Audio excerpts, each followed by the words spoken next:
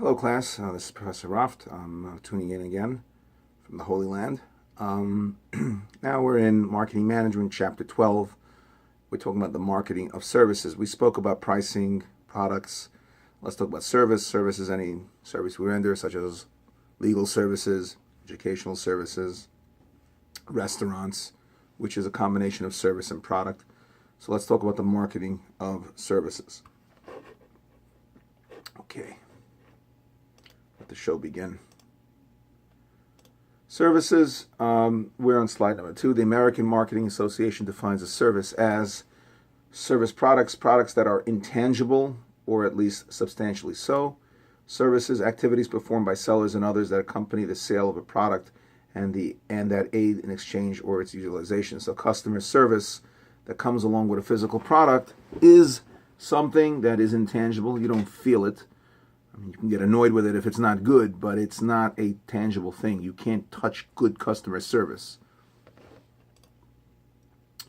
Slide number 3, we have figure 12.1, the goods service continuum. Tangible goods, golf clubs, cars, suit, airplane, musical instrument. Intangible, green fees, taxi ride, alterations, air flight, mixed. Green fees with sleeve of bowls included. Oil change, suit with alterations. So you have the physical suit and the alterations that go with it, and air flight with lunch. So you have the physical lunch, and then you have the air flight being flown in the air. So there's a physical airplane. You don't own it, obviously. I mean, even if you do own it, but the benefit that you're getting is that you're flying from one place to the next. That will be an example. Figure 12.2, we're not going to go through everything on the slide, just a couple of items. Talks about unique characteristics of distinguishing services from goods. Service is intangible. The customer owns only memories, outcomes, or feelings such as an airline flight, greater knowledge, or styled hair. So I am rendering a service to you. Goods, the customer owns objects that can be used, resold, or given to others. Right? If I go to Modell's and I buy a baseball glove for my son, that's not a service, although there are services included, the cashier being nice to me, but I come out with a baseball glove for my son that he could use. Inseparability within services. Services often cannot be separated from the person providing them. They're often produced and consumed at the same time. So if I'm a waitress or a waiter and I'm coming and giving you nice service, it's impossible to separate the good service from the person rendering the service. Goods are usually produced and sold by different people. The person in China or in Ecuador making your shoes, for example, is not really connected to you. You don't have this connection with them. They make the shoes, they get paid their wages, and then the product, the shoes, come to you. And that's why, you don't know anything about the person that sold them. You don't have this relationship, oh, I got to buy the shoes because so-and-so in Guatemala, I love them, they're so nice, and they got, Whereas if you went to a restaurant, you're like, oh, Bob, he's such a nice waiter. I really like going to such and such restaurant. I get treated so well. There, the service and the server are connected. Perishability. Services can be used only at the time they are offered. They cannot be inventoried, stored, or transported. Goods can be placed in inventory for use at an other time. And you could look at the rest of the slide for yourself for various other examples. Let's move on to slide number 5. Again, this is figure 12.2, so you could follow along by reading the chapter. Slide number 5, providing quality services. Determination of good service quality is difficult because of the gap between consumer expectations and management perceptions of consumer expectations. Slide number 6, providing quality service, management perceptions of consumer expectations, and the firm's service quality specifications. Service quality specifications and actual service quality, actual service delivery and external communications about the service. Slide number 7, providing quality service determinants of service quality. Tangibles, physical evidence of the service, right? I'm an exterminator. I came in, I sprayed, right? And now the service is that you don't see your bugs anymore. Reliability, consistency, and dependability of the service performance. I made a guarantee. I got rid of your termites. I got rid of your roaches, whatever it is that I exterminated for.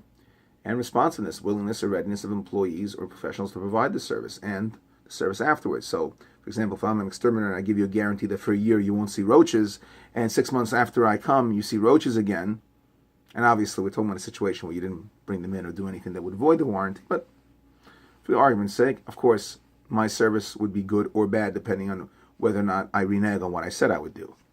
Slide number 8, providing quality service, determinants of service quality, assurance, knowledge, and competence of service providers, and the ability to convey trust and confidence, which is so important.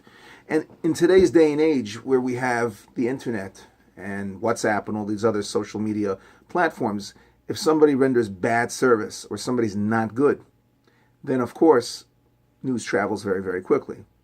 Listen, it's like a restaurant. If you mess up and you give a bad service or your food is bad, people will know about it immediately.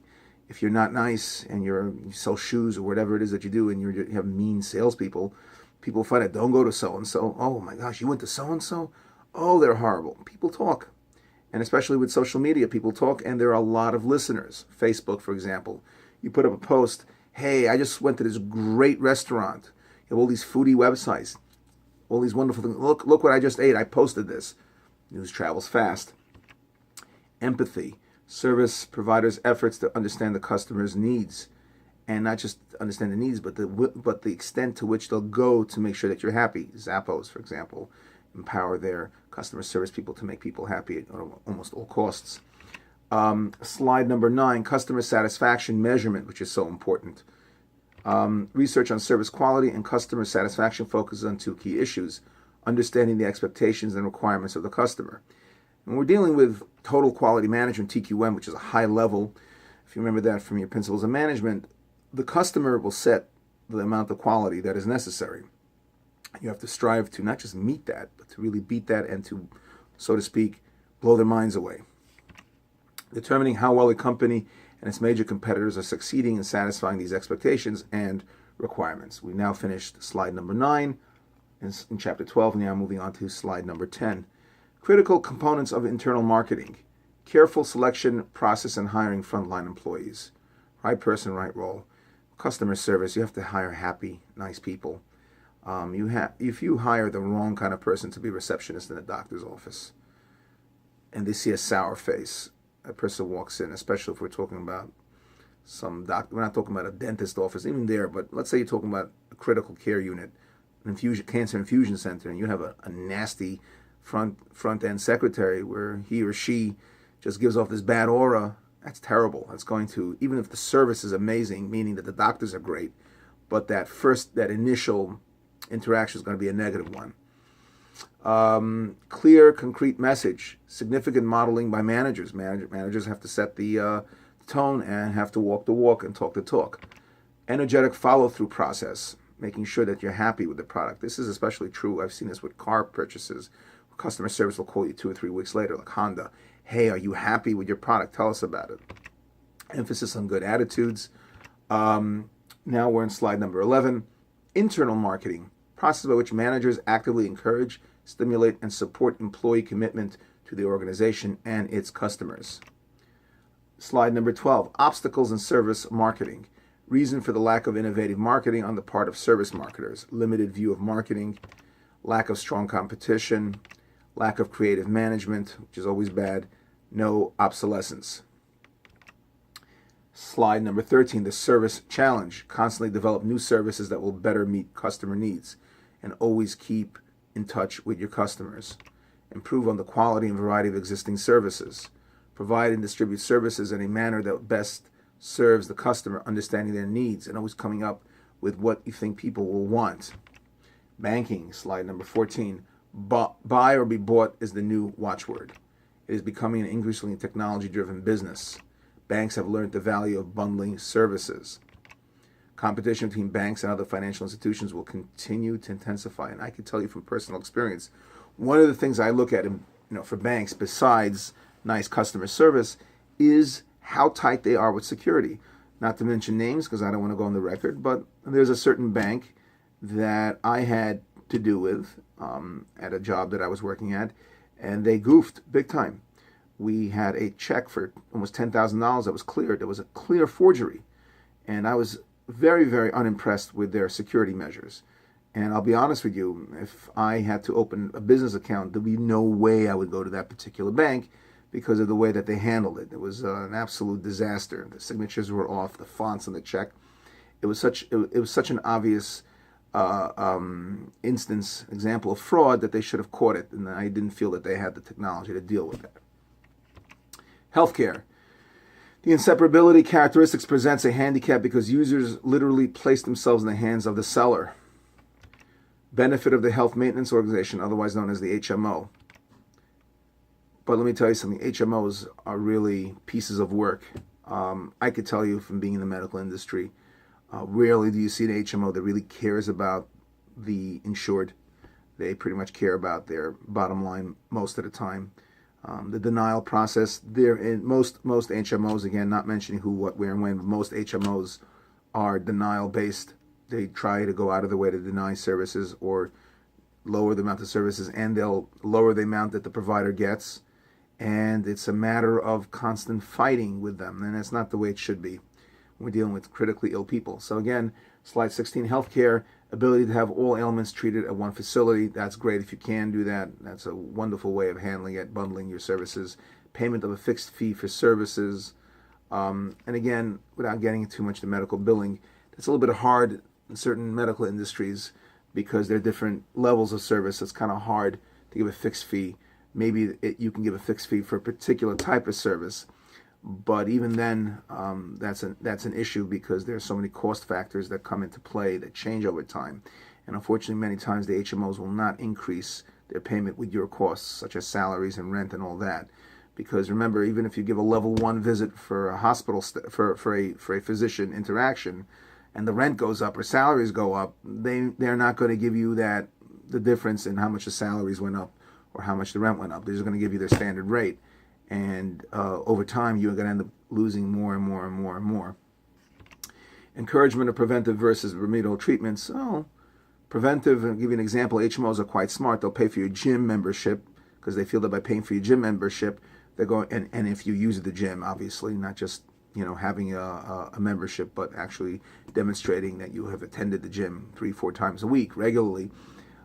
They're willing to pay the $6 or $7 or even $1,000 maybe for a yearly membership because they know that if you go to the gym regularly, you tend to be healthier. Insurance, we're on slide 17. There's a wide array of insurance policies to choose from. Universal life policies, nursing care insurance, reversible mortgages. That's where people basically, after they die, the bank buys the house or takes the house actually. Other offerings aimed at serving an aging population, and it's very attractive for aging people that don't have the money to really pay the mortgage as much. Again, I don't want to get too into it. It's not my field. I'm not a mortgage broker. And distribution of insurance services is growing. Travel, slide 18. The airline industry has been a leader in the use of technology. Despite its success in employing technology, the airline industry has operated in dire straits, plagued by problems associated with overcapacity, high labor costs, and again, I don't mean to sound anti-unions, but unions do add, and low perceived service quality. Slide 19, implications for service marketers. Overdependence on one or two elements of the marketing mix is a mistake that service marketers should avoid. Service must be made available to prospective users. New services should be developed as people's tastes change. And that is the end of the lesson. Thank you so much for tuning in, and have a pleasant day.